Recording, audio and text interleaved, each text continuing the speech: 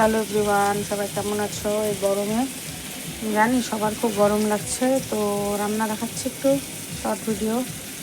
এই যেখানে হয়েছে ভাতের মধ্যে আছে, দেখো ভাতের মধ্যে দিয়েছি আজকে আলু সিদ্ধ, আর ভাত এখনো ফুটতে বাকি আছে। এখানে হচ্ছে আলু ভাজা, পেঁয়াজ দিয়ে লঙ্কা একটা, যেহেতু গরম সেই জন্য লঙ্কাটা বেশি দিলাম না, পেটের কথা চিন্তা করে আর কি। আর দুপুরে একটু প্লেন মসুরির ডাল করেছি, এটাই হচ্ছে একটা সিম্পল মেনু। মসুরির ডালটা আছে আর কি। দুপুরে করেছিলাম মাছ ভাজা, তারপরে পটল, আরও সব কিছু দিয়ে একটা মিক্সড আলু ছাড়া ভাজা, একটু ডাল, এইসবই করেছি আজকে। ভাজাভুজির উপর দিয়ে চলে গেছে।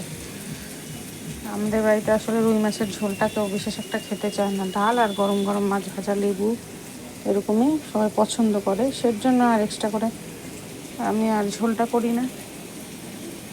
তো এটা, আর এই হচ্ছে আমি গরমে আমাকে দেখিয়ে দিলাম। এই যে দেখতে পাচ্ছ,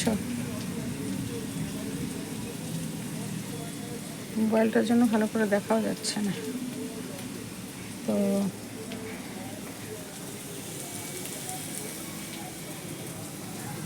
কীভাবে দেখার ব্যবস্থা করা যায়।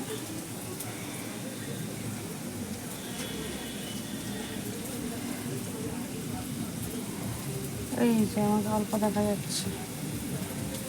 তো এটা হচ্ছে আমার সিম্পল রান্নাবান্না। তোমরা কী কী রান্না করেছো? আমি কিন্তু গরমে বেশিরভাগই এরকম ডাল, প্লেন মসুরির ডালটাই করি বেশি।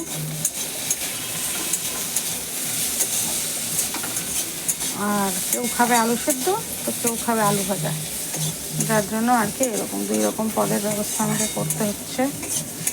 সবাই সাবধানে থাকবে, ভালো থাকবে, সুস্থ থাকবে, আর অবশ্যই ভিডিওটা দেখতে থাকবে। ভালো লাগলে লাইক করবে, কমেন্ট করবে।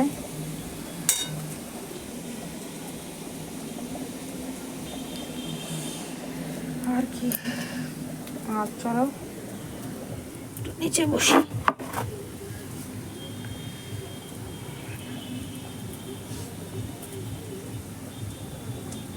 তোমাদেরকে আমি একটা রান্নাঘরের ছোট্ট টিপস দেখাচ্ছি বন্ধুরা। দেখো, এই দেখো, এটা হচ্ছে ক্লিনিক প্লাস। যদি তোমাদের মনে করো গ্যাসের মোছার, ওভেনটা মোছার যদি কোনো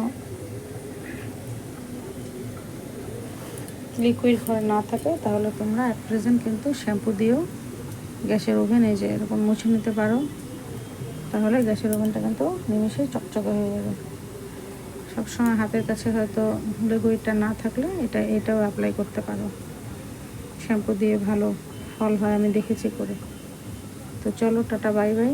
বলতে বলতে আমার ভাত কিন্তু ফুটে এসেছে, এটাকে এখন উপর দিয়ে দেবো, নাহলে ভাতটা আবার গলে যাবে। দেখা হবে অন্য একটা ভিডিওতে।